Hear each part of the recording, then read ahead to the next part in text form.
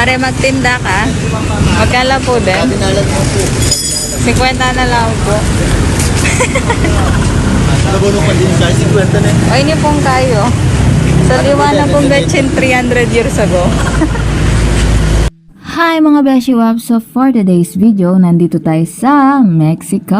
Ayan, so pinuntahan ko ang aking sister Rakas and kasama ko na dyan si Mahali. So first time nilang mag-meet and actually 1 year na ang lumipas bago ako ulit pumunta ng Mexico. Kung updated kayo sa mga vlog ko guys, mapapansin nyo dyan na madalas ako dito before nung nag-work pa ako sa Jollibee. Then after nun is 1 year akong nawala kasi nagtampururot ako sa kanila guys. Pero yun nga, kasama ko na si Mahali. Actually, sobrang saya namin dito. So, yun, pagdating namin, agad kaming lumarga kasi nagugutom na yung mga kasama namin kasi 2 oras yata kaming hinihintay. And yun nga, kumain kami dun sa isa sa mga binlog ni Kabulakboy kung nanonood kayo.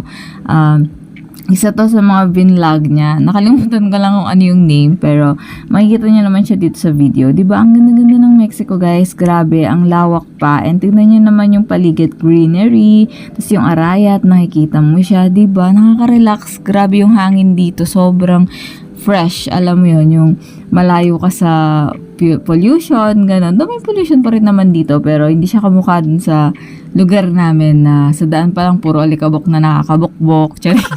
Hindi. So, yun. On the way kami dito sa Samjihan. Kasama ko dyan si sister ko ay yung aking kapatid. Ayan. So, eto siya. Hindi ko alam kung nabidyohan ko yung pangalan ng mismong Samjihan. Pero yun, 299 yata ang presyo neto. 250. Di ko sure. Sobrang sarap. Recommend ko dito yung kimchi. Grabe panalo. Alam mo yung mura lang siya, pero yung lasa niya, pang mamahalin siya, guys. Minsan kasi may mamahalin na sabjian, tas hindi naman siya ganun kasarap. So, ito, sulit ang babayaran mo dito. Nakalimutan ko na kung 250 ba to, 300 eh. Basta may only chicken pa siya, tapos only na lahat. And di ko sure yung iced tea kasi nag-second round pa kami, di naman pinabayad. Pero ask nyo na lang din kasi baka nakalimutan lang din ni ate na i-add yung isang iced tea namin. Kasi sobrang dami nilang customer.